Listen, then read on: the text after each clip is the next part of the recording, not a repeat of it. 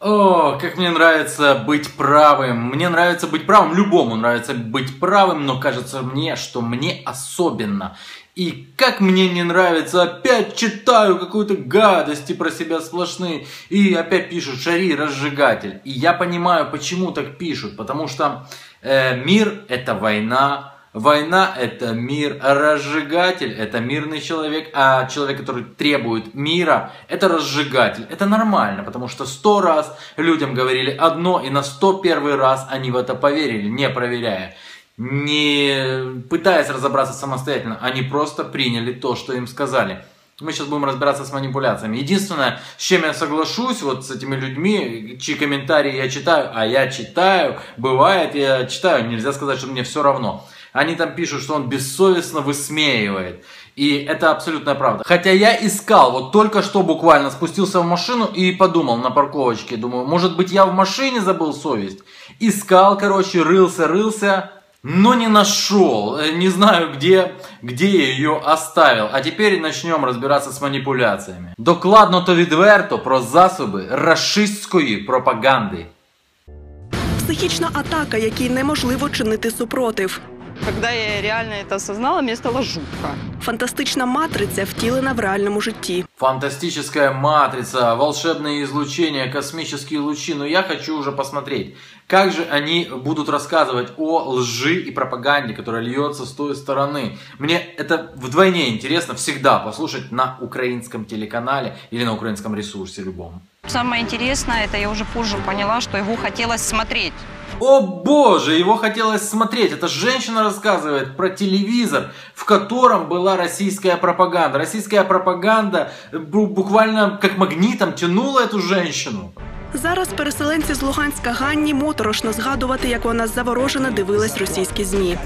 Я даже не осознавала, что я вот реально просто отрывалась от домашних дел и в этот телевизор садилась, только единственное, что меня не качало, как от Кашпировского. Когда я реально это осознала, мне стало жутко. Это прям как у меня с сериальчиками. Тоже, знаете, как подсяду на какой-то сериал. Я последний смотрел «Убийство», датский сериал.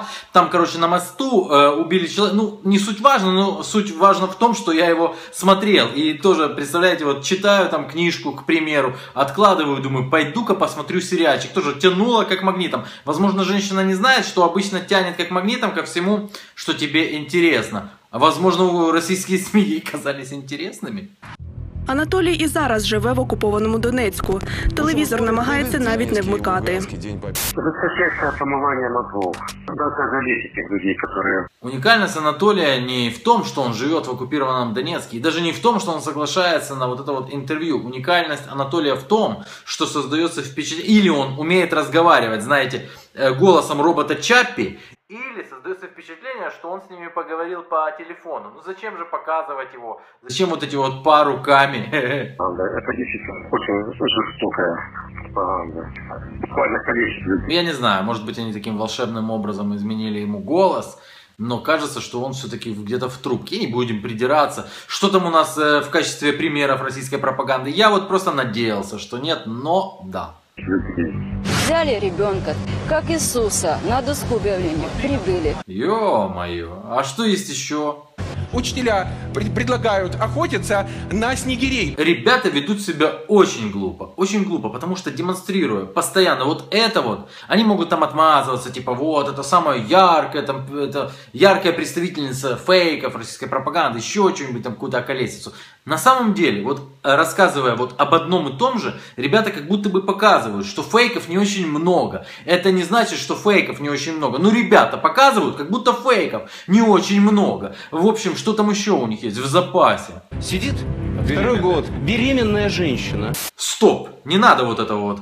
Надо другое, потому что хорошо рассказывать о манипуляциях на телевидении, прибегая к манипуляции. Вот полное видео. Глишинская Елена, да, второй год, беременная женщина. Да, но она не второй год беременная, то есть у меня не пугает. Она в процессе забеременела. Она в процессе Нет, потому что, знаете, некоторые неточности сводят с ума. Супруг защитник. Да, это правда. Что это было? Вот что это было, ребята? Это как бы мы продемонстрировали умение грамотно обрезать, выдавая передачу о манипуляциях на ТВ. Ну как не стыдно? Хотя, видите, я свой стыд потерял, даже в машине в своей скромной не нашел. А вы где его забыли? ребята, дальше идем. 5 видань.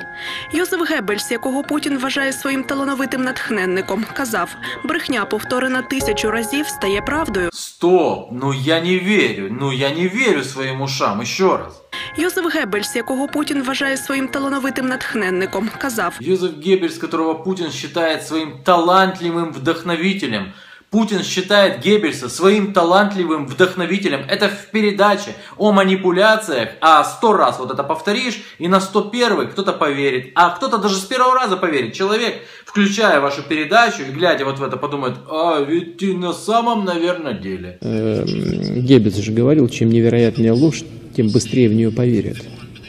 И он добивался своего. Он был талантливый человек. Вот мне кажется, что и сегодня те, кто передергивает историю, стараются принизить заслуги тех, кто уничтожил нацизм, и наоборот, поменять даже местами преступников и их жертвы, они как раз действуют по той же самой логике. А что, Путин этого не сказал, что ли? На самом деле сказал. На самом деле, я должен сказать, что он сказал. Он говорит: я считаю Геббельса своим талантливым вдохновителем. Это как раз там раввины сидят. И он это сказал, а уже потом российская пропаганда, просто используя метод «высоси чужие слова», они высосали слова Путина и обратно забросили его в ту реальность. Это сложно объяснить. Если что, обратитесь к Елене Васильевой, она вам объяснит. Трансляция вот таких вот зомбирующих лучей.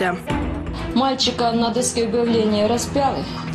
У цій послідовності Вот их самих не заебал этот мальчик. Этот мальчик скоро уже дедушкой станет. Сколько можно? Ребята, сколько можно? Чому ж українські не можуть розіп'ясти малюка на дошці для оголошень? Мозг человека, он же не отличает воображаемых вещей от реальных.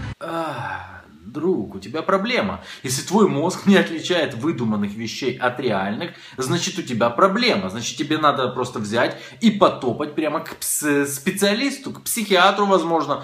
Потому что это реально большая проблема. Наприклад, всі пам'ятають перестрілку контрабандистів в Мукачево. Ви не повірите, але росіянам...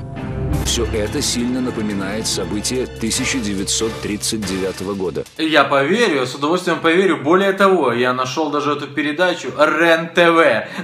Молодцы, они знают, откуда это взять и откуда это показать. Но на самом деле в РЕН-ТВ там они привязали, что типа локальные конфликты, Европа заволновалась, там Венгрия типа начала волноваться. Европа внезапно поняла, что все это сильно напоминает события 1939.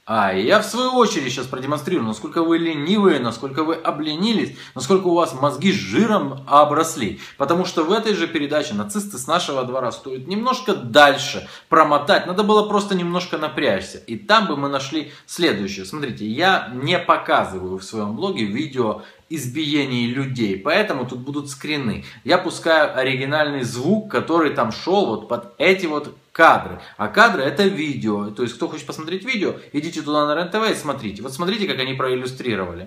Они утверждали, что являются цивилизованными патриотами, как Симон Петлюра. Но по мере того, как жители Украины привыкали к тому, что национализм – это нормально, и это называли патриотизмом, фашистские идеи захватили все общество. И на фоне того, как мужичок, а это тот самый мужичок, который сейчас является проводником как раз идей русского мира, с ноги товарит лежачего человека, который в свою очередь и вышел как раз таки с флагами АУН, УПА. Вот на фоне этого рассказывается про возрождение фашизма. То есть, как я понимаю, вот этих вот людей, которые товарили людей, которые вышли с флагами, их и называют фашистами. Это, по-моему, фейк намного интересней. Но когда мозг оброс жиром, тогда тяжело найти фейк. А коли людина спершу чує справжній факт, тоді все, що говориться далі, теж підсвідомо вважає правдою. Когда человек сначала слышит факт, а потом слышит какую-то ахинею, то все остальное, то есть ахинею, он считает подсознательно правдой. Да, это та самая девушка, которая рассказала про Путина в этой передаче. Йозеф Геббельс, якого Путін вважає своїм талановитим натхненником, казав: дальше робот Чаппи рассказывает, как его тоже зомбировал телевизор. Вы не поверите, сменялись картинки, были там красочные картинки. Вот если бы черно-белый чувак поставил себе телевизор, на него бы не так воздействовала российская пропаганда. Кстати, хорошая идея, надо провести через Кабмин, точно всем отменить цветные телевизоры. То же самое. Быстро меняющиеся яркие кадры, комментарии не совпадают с картинкой, сознание, зрение перегружается, слух перегружается, сознание перегружается. И... О, братва, как у вас сейчас перегрузилось зрение из-за моей йоу-футболочки, наверное, да?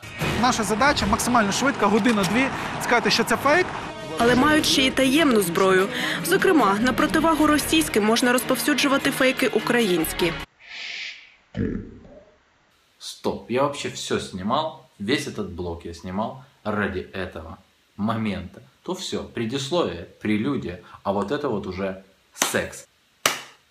Это замминистра информации сейчас расскажет о том, как они свои фейки вбрасывают, ну, в ответ на российские фейки. Епідемія СНІДу на окупованих територіях передається через самих терористів, що треба їх остерігатися. Це все робиться у вигляді документів з офіційними грифами, з підписами і так далі. І вкидається через ЗМІ, яким довіряють там на території. То есть вы, ребята, делаете указы всякие, приказы, документы, печати. Это что, указы Захарченко те самые, да, те, которые я разоблачал. Кстати, не просто было их разоблачить, когда занимался темой Донбасса. Это вы их вот это вот делаете и вбрасываете. Какое великолепное признание. Какое просто чудное признание. А я ведь говорил, а? Саме через такі ЗМІ. Бо ж українські канали, якщо і з'являться на окупованих землях, люди можуть їх навіть не дивитись. То есть с удовольствием распространяли бы эти фейки и через украинские телеканалы, но вбрасывают через те СМИ, которым там, на оккупированных территориях, доверяют. Это те самые группы, которые создаются Министерством информации, называются они там «За ДНР», там еще там что-то, «Слава сепаратизму», и через эти группы распространяются нелепейшие фейки. Это то, о чем я говорил. Я очень люблю быть правым. Это то, ребята, о чем я вам и говорил, что эти фейки вбрасываются намеренно. И я 100 раз говорил, нельзя бороться с ложью при помощи лжи. У міністерстві божаться, власне, вони такі фейки не розповсюджують. Однак визнають, це дієво – відповідати брехнею на брехню. Да, конечно, они божатся, что они такие фейки не распространяют. Поздно. Клара Пить Нарзан, он уже до этого все сказал, все, что мне надо было, и все, что надо тем людям, у которых есть мозг. И они, конечно, рассказывают о том, что это действенно отвечать ложью на ложь. Может быть и действенно. Кто его знает? Ну, я думаю, с учетом того, что удалось зазомбировать свое собственное население вот этими вот фейками, то, наверное, все-таки действенно. Как бы, стреляли туда, попали в своих. Но при этом я считаю, что это подло. Отвечать ложью на ложь. Это неправильно. Это мерзко. А мета іноді виправдовує засоби. Никогда цель не оправдывает средства. Это еще одна ложь, это еще одна мерзость. Ничто безнадежно. Они попали под одно влияние. С таким успехом они попадут и под другое. А теперь с величайшим удовольствием, с приятным осознанием того, что ты был прав. Хотя я знал, и вы знали, что я был прав. Поэтому вы меня и смотрите. Я вам проведу ретрансляцию одного расследования, которое мы провели с моей коллегой. Приятного просмотра, кто не видел. Пока! Скажу честно, я никогда не верил в ботов, в проплаченных на ставке троллей, которые работают на благо государства, созданного на территории моей страны. Почему я в них не верил? Потому что я прекрасно знаю, кто управляет сейчас этим государством, и я прекрасно знаю, кто раньше управлял. И такого рода боты, они реально должны быть на ставке, и они должны получать деньги. Значит, это финансирование, которое выделяется из бюджета, насколько я могу понять. Ну, конечно, из бюджета. Откуда же еще? Никто же не будет это финансировать. Если же деньги выделяются из бюджета, значит, их воруют. Их украдут, и никто не будет заниматься тем, чтобы содержать такую целую армию троллей. Я, возможно, ошибался. И сейчас я вам попытаюсь это доказать. Вообще началось все с мелочи. Я решил, как всегда, пнуть телеканал ICTV и одну из их программ. Вот увидел программу «Топ глупостей» на ICTV. У них постоянно такие мелкие программки с фейками. Яким воно може бути, показали на прикладі їдальні так званої Ради міністрів ЛНР. Трохи більше, ніж за 30 гривень представник нової донбаської еліти може підкріпитися печеною з ягняти та запити келихом французького Хеннесі. Цей оазис достатку вражає на тлі звичайних магазинів, де напівпорожні полиці прикрашають астрономічні московські ціни. Короче, они разместили якобы меню из якобы совминовского, ЛНРовского там какой-то столовки, и в этом меню Хеннесси по 15 гривен там в перерасчете. Меня больше всего потрясли жаркое из молодого барашка и уха рыбная с морскими гребешками.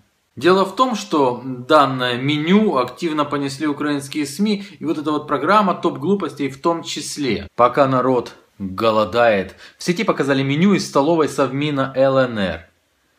И мы уже видели вот эти вот перечисления, там всякие языки щучьи, верченые. И все это за копейку. Кремлевский пропагандист Адик Адиков в качестве поощрения получил право пообедать в столовой Совмина ЛНР с очень низкими ценами. Здесь же приводится и скрин поста этого Адика Адикова. Спасибо родине, друзья, очень приятно, мои труды не остались незамеченными.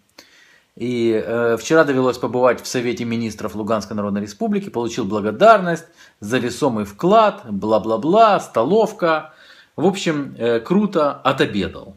Повторяю, все это начали массово репостить. Какие цены в столовых ЛНР, вы будете шокированы. Действительно, вау, я в шоке. Вот здесь эти все скрины. Давайте попробуем открыть скрин. Вот интересная аватарка у него. Видите, Адик Адиков. Спасибо, родные друзья. Сталин на аватарке. Давайте попробуем теперь зайти на страницу этого Адика Адикова.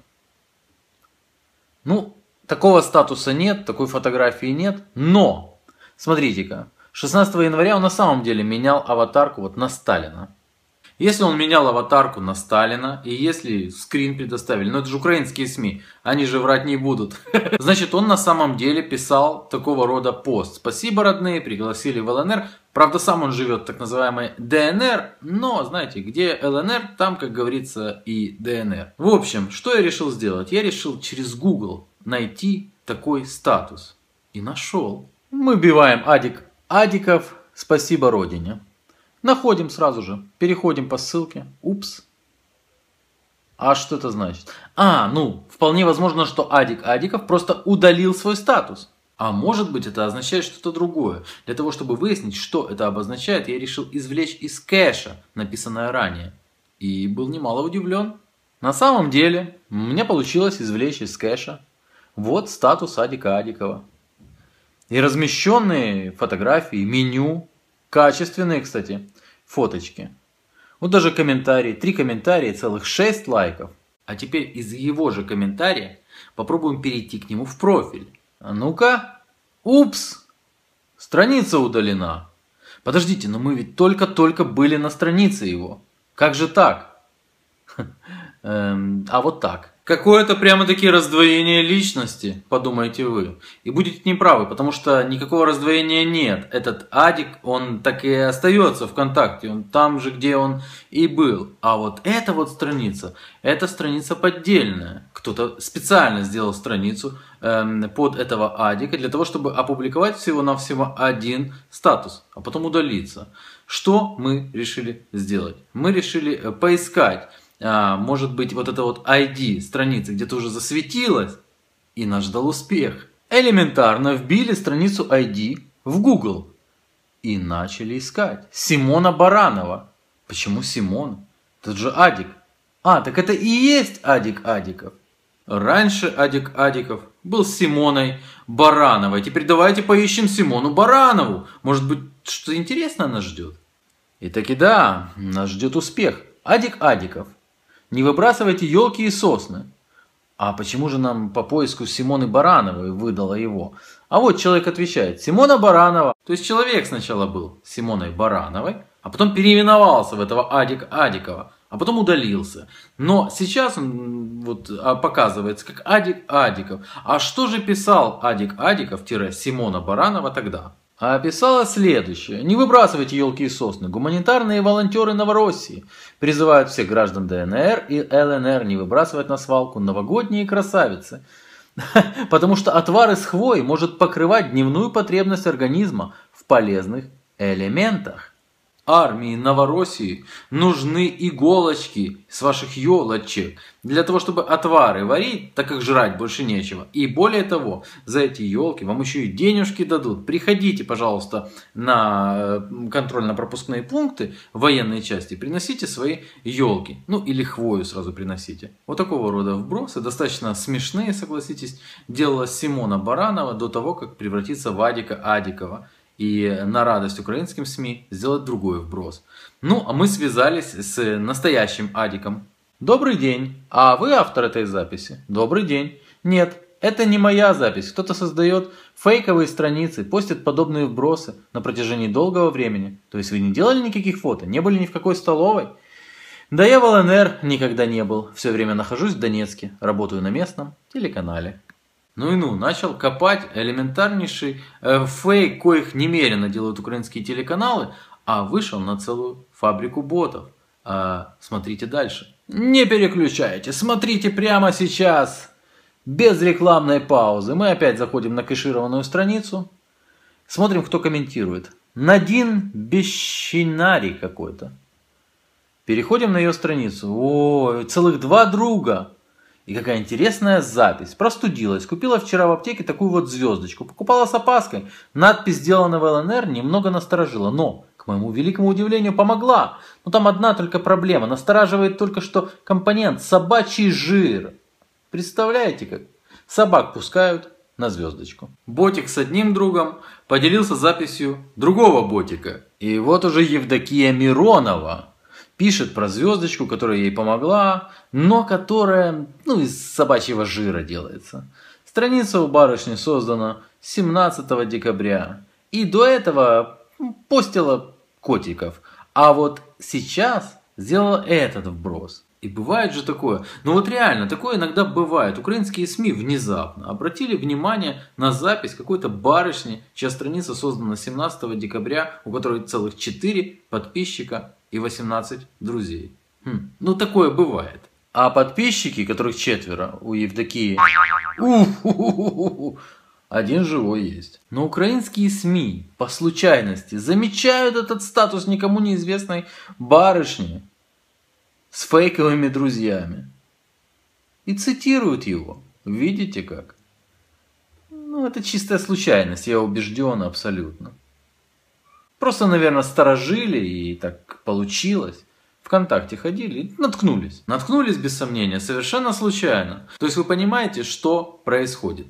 Есть масса аккаунтов. На этих аккаунтах сидят реальные люди. Ну, это живые люди, это не роботы. Я сомневаюсь, что эти люди сидят там бесплатно. То есть им оплачивают. Оплачивают им откуда? Из бюджета. Эти люди вот имеют задачу. Они генерируют вот такого рода вбросы. И постоянно их вбрасывают в сеть. Со своей стороны, украинские СМИ уже знают, вот там вот будет вброс. Это наводка целая. И они берут его, моментально всасывают со ссылкой на жительницу Ровеньков. Правда, то, что у нее страница создана 17 декабря, ну то такое, это все ерунда. Или там со ссылкой на какую-то другую страницу человека с 2 друзьями. Или со ссылкой на страницу фейковую, которая тоже была создана исключительно для того, чтобы сделать этот вброс. А завтра будет создано еще 10 страниц, тоже фейковых. Украинская фабрика троллей работает. Я в это не верил, теперь я абсолютно убежден, что за этим всем стоит четкая организация. Ну и, конечно же, деньги из бюджета. Ну а насколько эффективно работают эти вбросы, достаточно посмотреть мой канал. Я в одиночку их верчу на пальце.